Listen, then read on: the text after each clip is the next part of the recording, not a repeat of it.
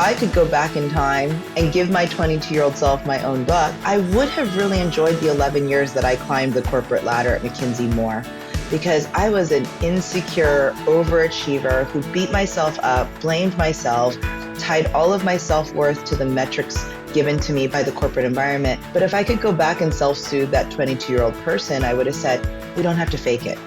Let's do the work. Let's realize how much we're bringing to the table, not in an arrogant way, but in a way that means I don't need to tie how good I feel about myself to how others see me.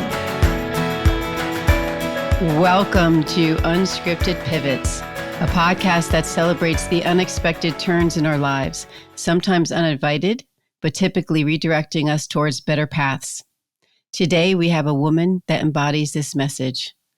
Lisa Sun is a visionary entrepreneur at the helm of Gravitas, a brand empowering women. With the Gravitas brand, Lisa has been transforming the fashion industry by introducing pioneering strategies for size-inclusive apparel and creative style solutions that rejuvenate women from the inside out. Her collection garnered the attention of global media giants, earning features in prestigious publications such as O, the Oprah magazine, People, and the Today Show, all within the same month. The influence of her work has extended far and wide, as it has been recognized on influential platforms like CNN and in renowned publications like Forbes, Fast Company, New York Magazine, Elle, Marie Claire, InStyle, and many more. Before launching Gravitas, Lisa Sun honed her experience and expertise during an impressive 11-year tenure at McKinsey & Company. During her time there, she served as a trusted advisor to some of the world's foremost luxury and beauty brands, spanning continents from North America and Asia to Europe and Latin America. However, it was only after receiving advice from her boss at McKinsey & Company, who recommended she develop more gravitas, that Lisa pivoted towards this true calling. That's right. What started out as an uncomfortable review from her boss has blossomed into her thriving brand. And she is a gift to all women who cross her path. Lisa now shares her insights and experiences, and the driving force behind Gravitas is this transformative mission with the world in her new book, Gravitas, The 8 Strengths That Redefine Confidence. In this thought-provoking and practical guide, Lisa has cracked the code to help women build their own self-worth on their terms. She debunks the narrow view of confidence that society has imposed, redefining it as an inclusive construct that combines several innate strengths. With her guidance, you can discover your unique quote-unquote confidence language and tap into the wellspring of your self-belief. Armed with these tools, you'll be empowered to flex your other strengths and shatter your own expectations. Welcome, Lisa, to Unscripted Pivots. Thank you so much for having me, Danielle. I can't thank you enough. For everybody out there, quick story. The way that I encountered Lisa was I was attending a business conference in San Diego, and I was there, running solo for the first time with a new company that I had just joined. And I really didn't know too much about it. But what I did notice was there were women armed with bags coming down the escalator. And I thought, okay, I need a break from this because, walking around unknown. And I went up there because I was like, oh, you have to go see Gravitas. Lisa Sun's up there. And I was new to this conference, so I didn't know about her pop-up shops. And I'm wearing a burgundy dress, and I walk in and I'm looking around, and she lovingly points out that I had a split in the back of my dress, located right by the rear end, mind you. And this cranberry dress had like a white built-in slip. So it was like you literally could not miss that this split was down the back of my rear end. And no one had told me as I was walking around for a couple of hours that I was, because nobody knew me, right? So who's going to go out and point that? And she lovingly did that. And so began my relationship with Lisa, because what I was compelled to do at the time was get an outfit ASAP. And I didn't want to. Because at the time I was a couple sizes larger than I had ever been, and I wasn't in shopping mode. And most women can appreciate that when we're at the height of our weight. We don't want to, go out and buy things for ourselves. And Lisa had such an impact on me because she embraced me in just a natural, loving way where immediately I felt seen, valued, safe, and elevated. That's how I would describe it. And you got me all dressed up. I felt beautiful, not only on the outside, but on the inside. And I walked away so impacted by our encounter that you always stayed in my heart. And when I recently saw that you wrote a book, I couldn't get to that fast enough. And I reached out to you. So welcome, welcome, Lisa. Oh, well, Danielle, and I'm so happy that that made an impact on you. Mm-hmm, I also appreciate that you walk the talk of lifting others up and you walk the talk of mm-hmm, sisterhood because when the book came out, I posted my book tour and you said, I mm-hmm. am there. I will be at the Irvine, California, Barnes and Noble Spectrum. And you were there in the front row with your friend and just cheering me on. So it's a full circle moment. I was happy to help another woman out and when they have a split up Mm-hmm. their dress, but you also have supported me on this journey. Thank you so much. Yeah, let's just briefly talk about that experience because I really think it embodies like what it is that you're trying to bring to the table about positivity and inclusivity. When we talk about getting dressed as a woman, you are known, or I've heard you referred to as the dress Hmm. whisperer, Yeah. right? And your closets that you have at these pop-up shops. I don't know what it looks like if you have a real one in New York in a big factory. I'm not really sure. I've never been, although I would like to visit for sure. There are no mirrors Yeah. in that dressing room. Yeah, let's talk a minute So here's about the what thing. that is. Yeah, so I have been various sizes in my life. I've been a size 22, I've been a size 8, a 12, a 14. I very much understand what it's like to be a product of the 80s and 90s where we were conditioned Mm-hmm. around what I would say is like a toxic view of body image. So you have to starve your body or you have to fit a certain prototype. And I really found joy when I realized that it doesn't matter what size you are. Size is just a number. Look good where you are in the journey. Don't delay happiness. One of the things I write about my book is a lot of people say, I'll be happy when I lose 10 pounds. I'll be happy. Mm-hmm. And by the way, once you lose those 10 pounds, then you think you need to lose another 10 pounds, right? It's never over. And what I try to help women do, and I do for myself, is be happy where you are in the moment. Let's meet you in the moment and give you the confidence you need in this moment. So the pop-up you described, we call it the confidence closet because I do Mm-hmm. believe the dressing room is an analogy for how most of us take on the day. Every woman, doesn't matter who they are, walks into a dressing room with me with self-loathing. I'm going to lose 10 pounds, Mm-hmm. Lisa.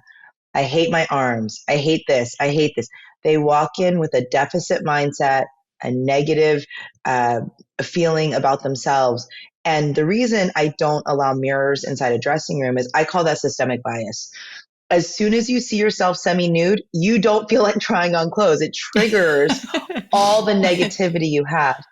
And as I did with you, for 5 to 10 minutes before I even dress you or bring you product, I ask you what your greatest accomplishment is in the last year. I ask you what you're the best at. I have you tell me stories that change the chemistry of the room. By the way, most women don't want to do it. They're super impatient, just like you were when I met you.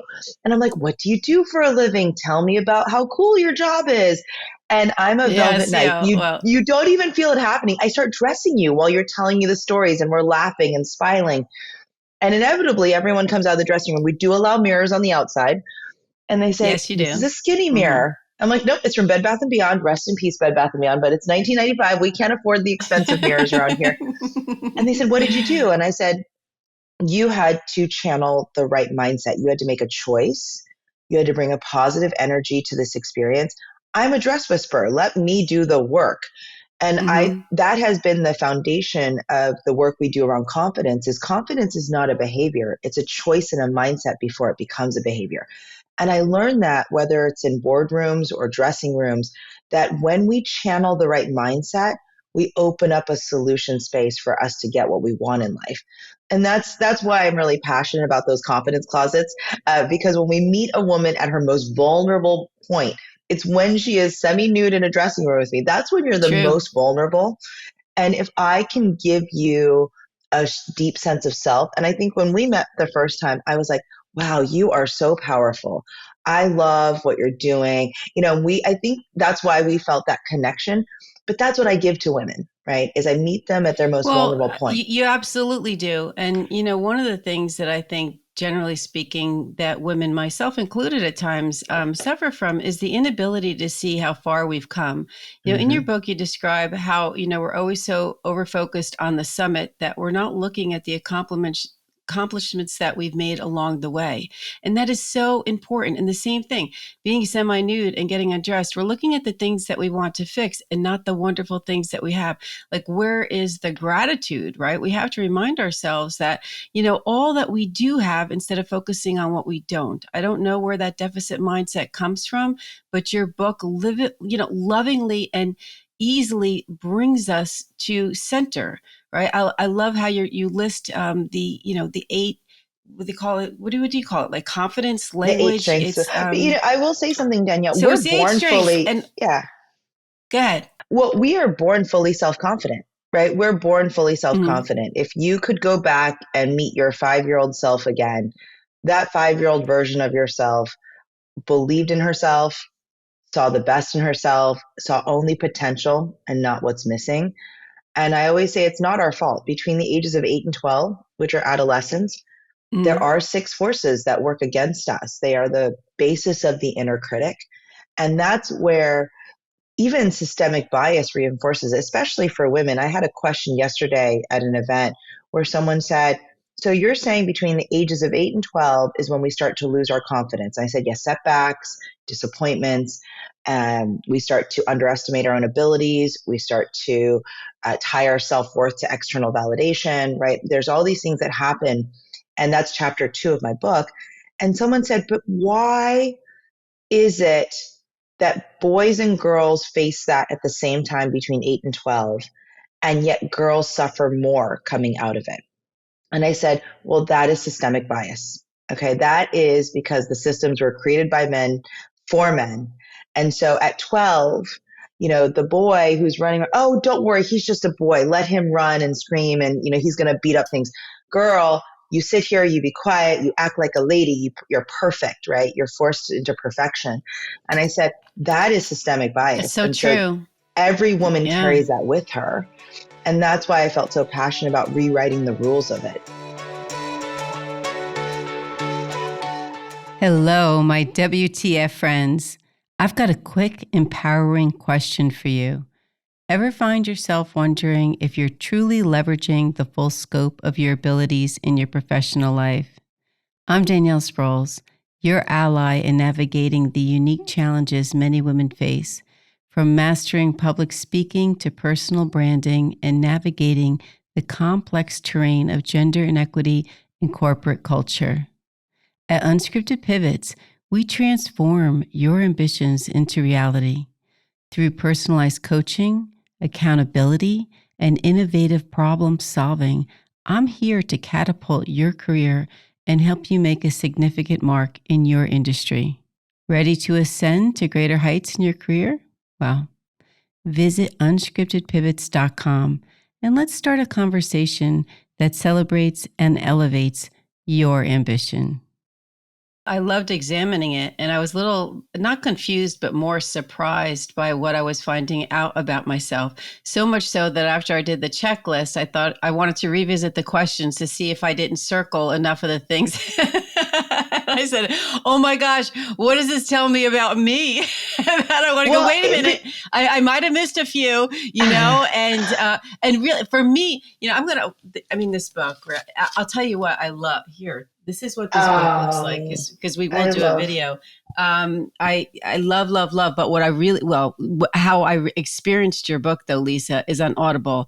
I'm an Audible girl. I love to listen, especially if the author is the one that's speaking. If they're not, I'm not so down with it. But literally, you have traveled with me. You were just in Phoenix the other day. Okay? Even though you're on your own book tour, you go with us on Audible to all these amazing places, and even intimate moments, where you're just like kind of walking around in nature to have that reflective time. There's Lisa in my my ear, and she's just reminding me, where my confidence lies. I love this book. I highly recommend it. It will be in the show notes. But you give a test in here, and I was looking at my results, and where I came out strongest was believing. And when I saw that, I was like, well, wait a minute. Does that mean I'm really gullible? I literally had to be like, well, don't I want to be achieving? And, it is so interesting when you're breaking it down, and what you go on to even examine in here is not only like the strengths that are unique to individual people, but then, how they can be counterbalanced, like how they can work against you, and then constructive ways that they can work for you. It's really, really something. So tell me a little bit how you came up with this. Like, what made you want to re-examine how confidence was defined in the world? Yeah, and Danielle, it ties back to where we started, which is we're so focused on the summit that we don't look at where we've come. And I found people having a hard time taking a self-affirming inventory of what makes you Mm-hmm. uniquely you. And if you think about confidence in the world, when someone tells you to be more confident, you think it's a behavior. Stand on a stage, be outspoken, be assertive, Mm-hmm. mostly framed by male views of this topic. And so if you look it up in the dictionary, confidence has nothing to do with performance, bravado, or swagger. It's an understanding and appreciation of your own abilities. Something a 5-year-old can do, but we as adults struggle with. And we did 1,000-person quantitative study along with 32 Mm-hmm. focus groups. And what we discovered is confidence doesn't just come in one form, it comes in 8. And there are 8 strengths that underpin our self belief. The 8 are leading, I'm in charge, I set Mm-hmm. direction, I inspire followership. Performing, it's what we're doing, extroversion, charisma, the exchange of energy between two people. Those 2 are the most commonly written about when it comes to confidence, but they represent less than 20% of people in America. Does that mean 80% of us don't deserve to feel good about ourselves? And that's why we created the other 6, because we wanted to celebrate other routes to self belief. The next 2 are achieving and knowing. By the way, I Mm-hmm. don't have any of that, Danielle. Just to be clear, you never beat yourself up about the ones you don't have. This is I get things done, I have a winner's mindset, and I'm the smartest, most well-researched person in the room. I always say you want to build IKEA furniture with the people who have these 2 qualities. The best example in pop culture would Yeah. be the women from Hidden Figures, the 3 Black women at NASA. What was their route to gravitas? They were the smartest women in the room. The next Mm-hmm. 2 are giving and believing. I support others. I Mm-hmm. have optimism, positive intent. And if things don't work out, there's a reason for it. It's putting me on another path. The example I use is Ted Lasso. If you're a Ted Lasso fan, he was not I a am. classic performing, leading commander coach. His superpower was believing. He actually said, I don't care Yeah. about the wins and losses. I'm trying to make these men the best possible men they can be, whether or not we win or lose.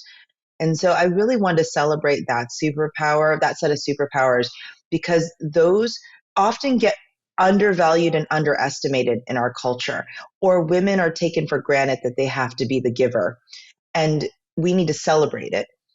My mom said when she looked at the data set, she said, oh, when tsunamis happen, men make speeches, women clean up the beaches. Okay, thank you, Lisa. Thank you for giving me credit for cleaning up the beach. And then the last 2 are creating and self-sustaining. Creating is my number one.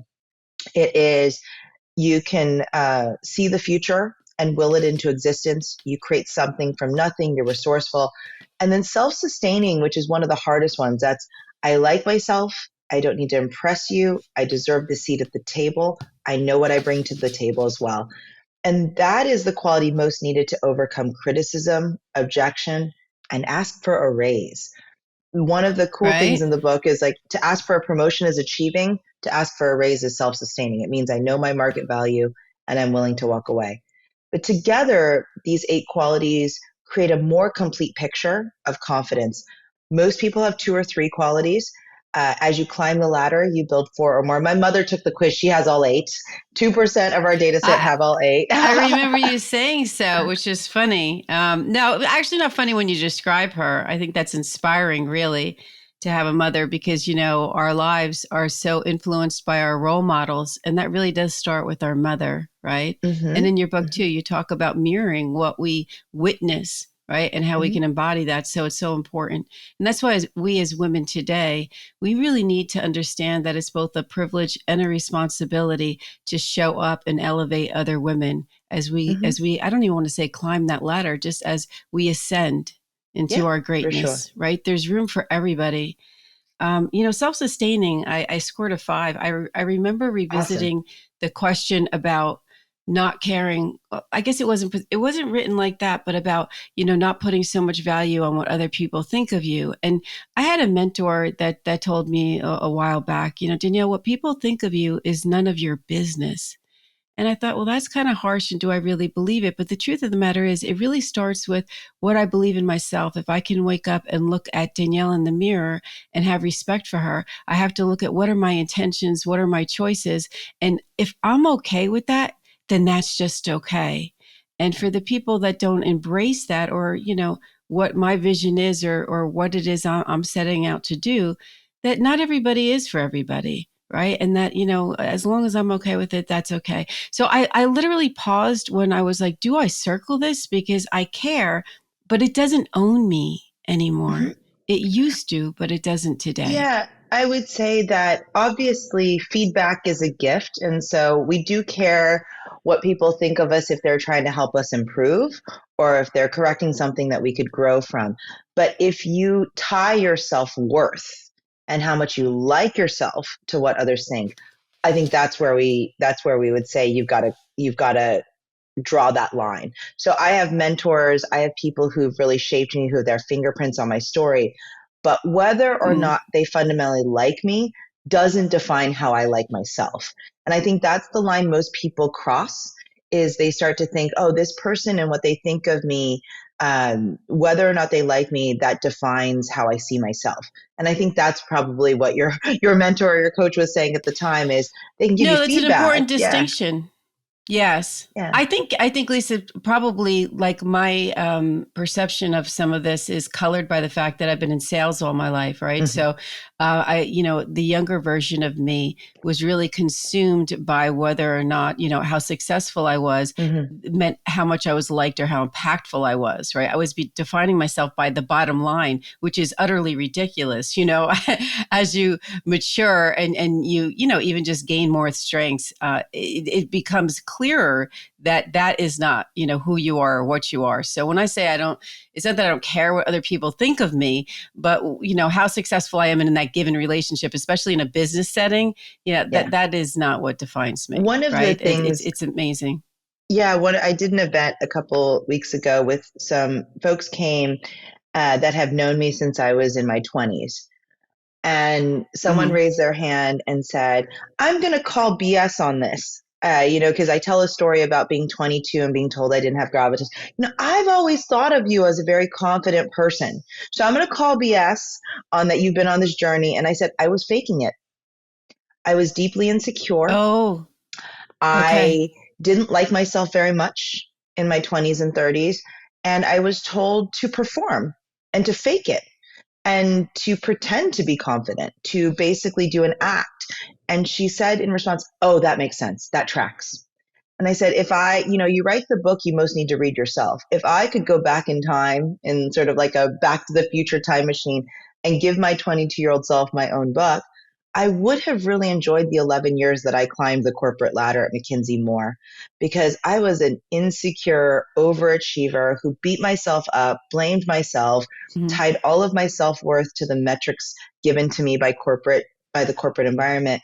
But if I could go back and self-soothe that 22-year-old person, I would have said, we don't have to fake it. Let's do the work. Let's realize how much we're bringing to the table, not in an arrogant way, but in a way that means I don't need to tie how good I feel about myself to how others see me. It's about how you see And yourself it's first. amazing, Lisa, because when I think about your accomplishments and the level of education at which, you have achieved, you would just assume that you would be overly confident because on paper, the evidence was, wow, look at this rock star. Right. And Uh, tell us a story. I know that like McKinsey and Company, were you interning there and then a bunch of people weren't, hired yeah, afterwards because that is the case. It's a weeding out. And then you ended up staying. I mean, your track record was astounding, yeah. and Well, I still you mean, didn't have the confidence. I know. I mean, that's what I think. And when I said this to someone who's known me since my 20s, they're like, oh, that makes sense, right? That you were Mm-hmm. faking it. And I think that's what I mean by when we're told to be confident, it's usually an act or a behavior. It's not truly whether or not we like ourselves.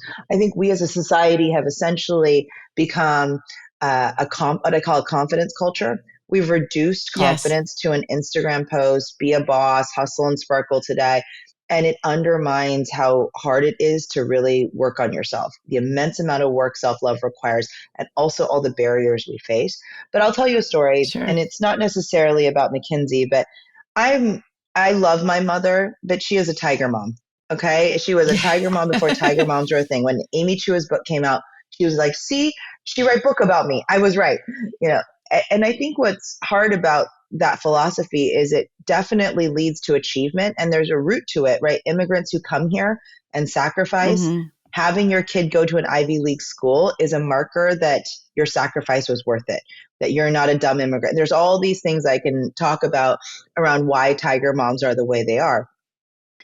But one of the things that about the tiger mom approach is you tie so much of your self-worth to being the valedictorian, to being the overachiever. And if you don't get it, you beat yourself up. Even when you do get it, the bar keeps moving. And so, for example, I came home one year in high school with an A double plus in AP chemistry. And my mother said, Wow. you go ask the teacher what extra credit you can do to get a third plus. A triple plus. And I'm like, what? It's not Oh good enough to come gosh. home with an A double Yeah. plus. Yeah. So I went to the AP chemistry teacher and she goes, well, first of all, Lisa, that's just crazy. The computer system won't add a third plus. I will handwrite one in and tell your mother I assigned extra credit, but I'm not going to let you do any more extra credit, right? There's no extra credit left to assign. But if the bar keeps moving and, I'm looking to, and this is a lot of therapy, right? And I'm looking to it, I could have, if I could go back in time, said, you know what? You did everything you could and you're still worthy whether or not that third plus appears. So when I go back in time to a lot of the ways I felt in my 20s and 30s, it was very much about looking for other people's approval. And what you Yes. realize ultimately is once you leave college and there's no grading system, meritocracy is incredibly subjective. And so anytime I didn't make a milestone or hit a particular target to be promoted again, I beat myself up versus saying, hey, maybe the system's unfair. Maybe it's subjective. Maybe they don't understand me as a woman of color in this environment. There's a lot of things at play. And I really wish I could have liked myself more during the process or taken an inventory and be like, you know what? Even though that I didn't get this, here's all the ways in which I contributed. It is the thing that you started with, which is I never turned around to see how far I had come. I was the only Yeah. business analyst in my class that was promoted to associate out of 12 people. There's a lot of things that I could have celebrated, but I kept looking at the summit and kept tying my own self-worth and happiness to the summit rather than the I track. would say that, we could easily think, at 22, how evolved can we be? But I witness women, much further along in life that still have this struggle, right? Mm-hmm. So it's not necessarily a youth problem, right? And that's what the beauty of your book. It really like demystifies where our confidence lies. And, the way that you break it down was enormously helpful to me, and I really appreciate it. One of the things when you talk about your mom, though, and I know that you respect your mom, and I believe you dedicated the book to your mom, but I mean, at some point, were you ever resentful of her pushing you to the extent that she did, even understanding that historically it's a cultural thing, probably, and she was there to support you, and a lot of that helped. But would Yeah. you do that to, somebody that you were elevating or raising, or Well, I was going to yeah? say two things. One is I do, you're right, by the way, the book applies to any stage of life you're in because we all Mm-hmm. experience setbacks, disappointments, and transitions. I always say the book comes when you most need it to come. Like it's weird. Like a Yes. lot of people Oh, say, I I love that. really needed Yeah. this today, or I really needed your book right at this moment. And when I ask them why, it could be, and a lot of women in their 50s and 60s, women in their 50s and 60s are the most powerful in our data set, and they don't even know it because we've become ageist as a society. And so a lot of women Okay. read my book and they go, oh my gosh, I'm going to reinvent my whole last chapter of my career. And there's actually two women in the book that we followed. So you're right. It's actually for any stage of life you're in, we're all kind of needing that moment to reassess who we are, what we bring to the table, where we want to go, how to break out of comfort zones. So I do want to make sure I make that point. In terms of how I feel about my mom and all of these things, at the end of the day, I understand why she did it. I'll tell you a quick story, which is when I got into Yale, my parents they ran a Chinese restaurant in this tiny desert town. We were the only Asian family in a probably 30 to 50-mile radius. And my mom Wow. bought Yale Mom and Yale Dad t-shirts. And you could imagine how embarrassed I was in my Pride. teenage years that they wore it.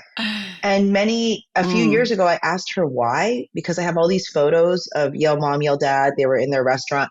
And she said, when mm. I wear this t-shirt, no one treats me like a dumb immigrant. Because you can imagine how Uh, many microaggressions they faced in the 80s and 90s in Fontana, California. And it was armor. It was like, don't treat me like I'm mm. dumb and don't speak your language. My daughter goes to Yale. And I didn't realize that until probably about 5 years ago. We were just having a conversation looking at photos, and I was like, oh, I was so embarrassed. And she goes, let me explain to you why I wore that shirt. And I said, oh, okay. You just thank you for unlocking a childhood Now memory for me. did you know your grandparents? Were they Yeah, around? I knew And because my my question grandfather. I'm is, very was your yeah. grandmother very much like your mom My grandmother in passed away pushing when my her? mom was 12, so I didn't know my grandma. Oh, But wow. my Okay. grandfather, Taiwanese culture is very high achieving. I would say most Asian cultures have a self-effacing, It's true. hardworking Hmm. ethic to them. So my mother went to the best women's college in Taiwan, Wenzhou. Where I was going with this is one of the things that when we had this conversation 5 years ago about the t-shirts and why she did it, there was this moment where she said, I'm really proud of you. And the reason why she pushed me was she wanted to give me options she didn't have. I think that's a very classic immigrant parent feeling. And one of the Hmm. things I gave her, we had this long conversation, is I said, I really wish that I had known that you loved me whether or not I won the award. And it's just not in Oh, our yeah. culture to just say I love you or hug you. It's just not that kind of a culture. And I said, I only felt like you loved me when I came home with a trophy. And she said, oh my God, that's so not true, right? And It's yeah, so you not know true. fundamentally it's not, It's but yeah. not true. But as But a there were child markers, growing up, right? There were, yeah. yeah. Yeah, there's And markers and there's expectations. Yeah. I think writing Hmm. this book and having these deeper conversations with her has helped me understand why she raised me the way I did.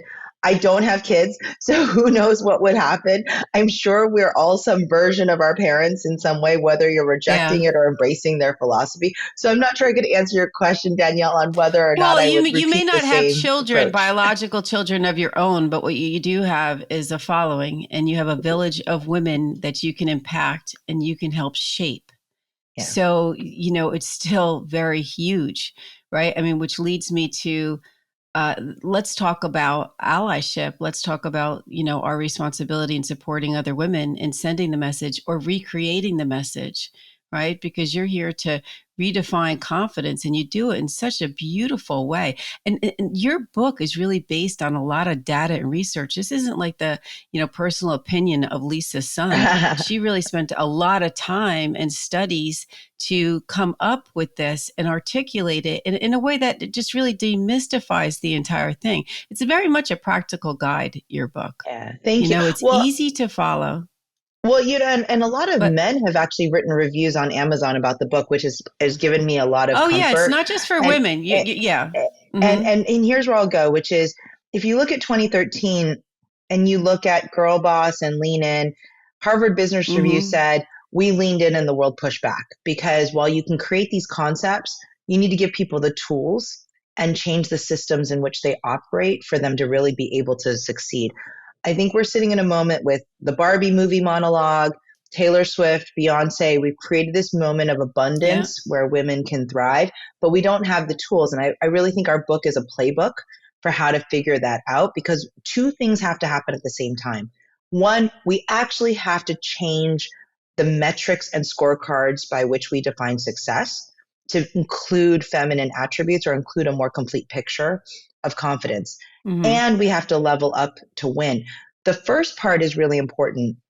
Kelly Shue, who's a professor at Yale, released a study last summer, which we included in the book, 30,000 employee records. She looked at 30,000 employee records, and consistently women were given the highest marks on performance, but the lowest on promotion potential. Men had the lowest marks on performance, but were the most promotable. And when she double clicked on promotability, it was extroversion, charisma, which are the behavioral things. And she said, we can basically say definitively that the pay gap, 40% of it, which is correlated to promotion, is completely subjective. It's completely related to charisma and likability. It has nothing to do with actual performance. And so when I looked at that result, I said, well, we've got to change the scorecard. We can't undermine that women bring achieving, giving, knowing, and believing to the table. We're the doers who give out the hugs. And we face a triple standard, which is we have to be competent, confident, and warm. Take any one of those out and we're labeled or we're dismissed. And so I really believe part of our book is a call to action to say, how does everyone, if you're really going to embody allyship, how do we reward behaviors or profiles of leadership that are different than ours and drive results? I also want to eliminate the phrase, be more confident. When you say to someone, be more confident, it's anxiety inducing, it's ambiguous. You can say, which of these 8 strengths do you want me to be? Do you want me to be more performing? Okay, outspokenness. Do you need me to be more self-sustaining? Yes. Okay, not take feedback personally. We can change that conversation, because guess what? If you say confidence, it's through my own lens, right? It's like through the beholder's confidence language. What's coming into my heart right now is what a useful guide this is for any managers. Like, this needs to be adopted and utilized by corporate culture. Okay, because this would lead to a lot more understanding where it is that somebody can grow as an employee. Right. This really breaks it down. So I don't know if you're like moving in that direction or promoting in that way, but how useful would that be? You know what I want you to talk about for a minute? The 3 C's. Okay. Yeah. Because, yes, let's talk about that for a second. So one of the things we found was there are 6 forces that hold us back from confidence, and they form the basis of an inner critic, right? And so as a result, if you're an inner critic, you might, that's where we get into compare and despair, envy. You're scrolling through someone's Instagram account. You're like, oh, that's so annoying that they, blah, blah, blah, or LinkedIn. And I always say, if you really like yourself, if you believe in an abundant philosophy, if you know what you bring to the table, if you have an inventory of your strengths and you feel stronger, by the way, things don't get easier, we get stronger, right? If you have this growth-oriented, confident gravitas mindset, you can be more courageous, more connected, and more compassionate. So my 3 C's in life, these are the antidotes to envy, self-doubt, and comparison. Are courage, compassion, and connection. And the way I talk about it is courage. Courage is self-belief that leads to taking action and then evaluating the results of those actions, not to beat yourself up, but to learn and do it all over again. And so to break out of your comfort zone, people say, you need to be courageous, you need to be brave. You can only be brave if you know what gas you have in the tank to take on the journey. True. So that's one.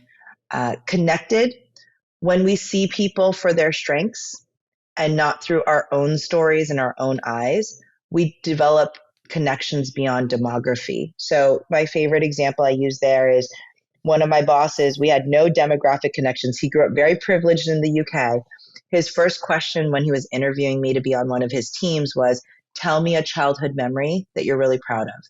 And I told him about working in my parents' restaurant from the age of 8 on. And he said, great, I know who you are now.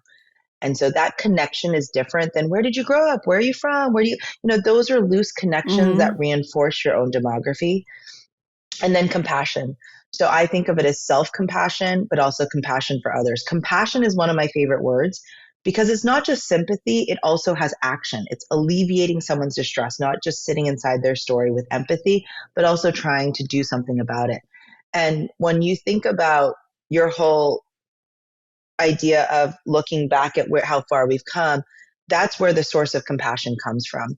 We do it to not beat ourselves up because we do need self compassion, but also to see others through their own stories. So the three C's are my shorthand for ultimately going on a journey and reading this book and embracing the ideas of gravitas will give you courage, connection, and compassion. Those are the outcomes.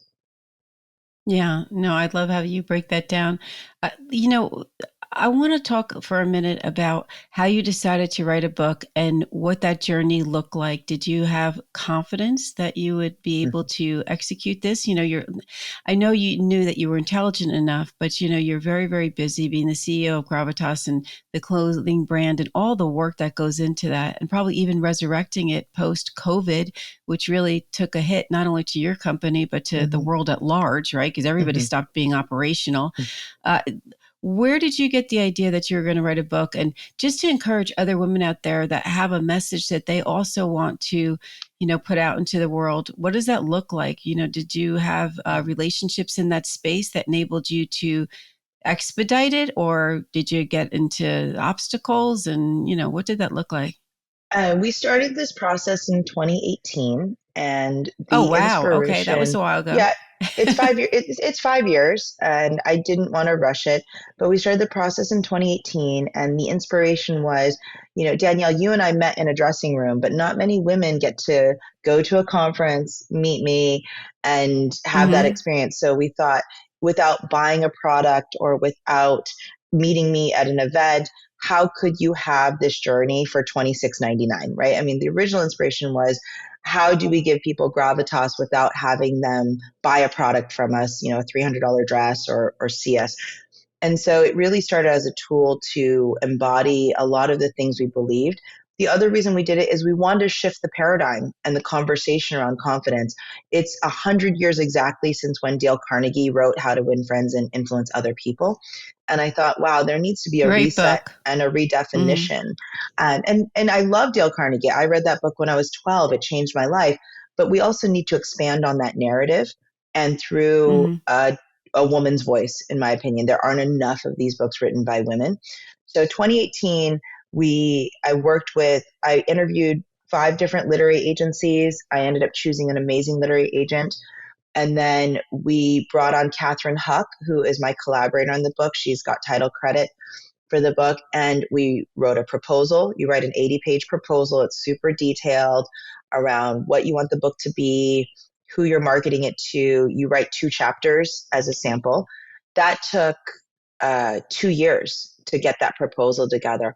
Also, because I was trying to figure out what the methodology would be. I didn't want to just write a personal insights book or a memoir. I really wanted to have academic and rigor plus applicability in personal and Mm-hmm. professional settings. So that took 2 years. Then you go into an auction process where your agent presents the book to publishers. I have never been rejected more. I've never had a That's what I 90% heard. rejection rate. And we ended up getting a few offers. Yeah. You have an auction day and you get the offers. And I ended up making a choice to work with Melody Guy at Hay House and Penguin Random House because Mm-hmm. Melody was the only woman of color I met during the process. And she shared her story with me around why there were not more women of color. It's because when you graduate from an Ivy League school, if you don't have parental support, a trust, you can't afford to actually take a low salary in publishing. That's changed a lot now. That's changed now. But I love this idea of working with someone who knew what it's like not to be seen and to go through that process of It's a way of understanding the unique giving back, challenges. Lisa, right? Yeah. It's a way of giving back and, Yeah. not to exclude the other people that had the same probably talent and ability to execute your plan. But, you're intentionally identifying where you can make an impact for somebody who probably And needs it even more. she changed Yeah, my life. So that took that's another great. year. That's Yeah. another year. of writing and editing and doing the research. And then it's another year of actually preparing marketing, sales, distribution, book tour, publicist. I had an amazing publicist that we brought on board. But it took 5 full years to get it to market. If you want to self-publish, that's a totally different process. And in our instance, I'm really lucky that I had a team, my agent, my Hmm. collaborator, my publisher, the sales force for the book. And what's fun is along the way, we got all these surprises. Like Hudson News wants to carry your book for all airports as a featured new release, which I walk Isn't through that the airport now exciting? and Yeah. you're like, oh my gosh, there are not a lot of And books you on that see it. table and we're right there. So that's kind of exciting. And then a publicist. And then the book tour, we're visiting 20 Well, cities. the book tour is extensive, right? And you're on the book tour right now, aren't you, in Miami? I mean, I'm it in continues. Miami. We have 8 more cities to You've go. been to North Carolina, Denver, Colorado, Washington, D.C., Seattle. You're in Philadelphia, Miami. I mean, yeah, and then this isn't even over. I don't know how Eight you're more keeping cities. up with the Yeah, we've pace. got 8 more 8 more cities. cities. But, and how do you choose which cities to visit? Because for a minute there, when I first saw this book tour, Irvine, California wasn't on it. And I was like, wait a minute. And I reached out to you and I said, are you coming? You have to get your way to California. And Yeah. then, it made its way on your schedule. And I'm not going Yeah. to take credit for that. I mean, you have No, you relationships out should. here, but No, you I should. was, I was tickled. I was so happy to see it. Yes. Well, Yeah. it's interesting. And we're about to add San Francisco. It's interesting, you post the first few dates of the book tour, and then people direct message you and say, if you come, I'll bring out my company or my friends. Yeah. And so it's been very organic. We chose 8 dates originally, and now it'll be 20 by the time we're done because it just snowballs. People basically have written in and said, I heard that you were here and my friend loved it. Can you please come to San Francisco? Can you please? And so that's really what's happened along the way. No, and you've been on news shows. I'm like seeing you like, in public forums that were like, wow, look at this. Lisa's on the news. I mean, I was even surprised you were going to come on a podcast because, I thought, no, Of no, she's too course I big. She's too would. important. And you just so graciously, because you just lead with humility. You're just all about, being humble and being loving and being giving. And I thought, shame on you, Danielle. You thought that like you weren't important enough for her, and that is not the message that she embodies or that I she was like, that's projects the out exact there. opposite. Because I know it is, and well, no, it was a learning lesson for me in a second, and I usually don't do that, but when you were going to be in California, you're like, I'll do your podcast, and I thought, oh no, I don't have a fancy podcast studio. I do this like on Riverside on the computer, and I'm wondering how I can make this all perfect, and I was like, that's not what this is about, and No. I knew it, and you knew it, but it just reminds me, I have to comment your blouse, okay, that signature blouse of yours, which I own, and which I will tell you, I was doing a presentation. I don't know, I was at one of these conferences last year, and I wore that, and people were coming up to me because it really, I mean, you can tell it tells a story, like literally tells a story, Yeah. about woman equality and the right to vote. And I think it's from the 1910s or 1920s. And it is a signature blouse that I see you in often. I love it. I own it. What can you tell us about that? And just even, what is your favorite piece of clothing that you Yeah, have put well, into out Gravitas there? as a fashion brand, our mission is to catalyze confidence. And I always say we're not going to own 100% of your closet, but we will be the most Yeah. valuable player in your closet. And that's actually our goal is there's going to be probably 8 to 10 pieces in your closet that you're like, these are my MVPs, right? They're the ones that make me Mm-hmm. feel the best, or they're a conversation starter, or I feel so seen in these clothes. And it's not about how other people see you, it's I feel that I'm seeing myself. They're So this, designed that way though too. yeah, Yeah, I and mean, at this that least right what with the built-in shapewear built and in shape, just yeah, the and lines of them. They're yeah. flattering.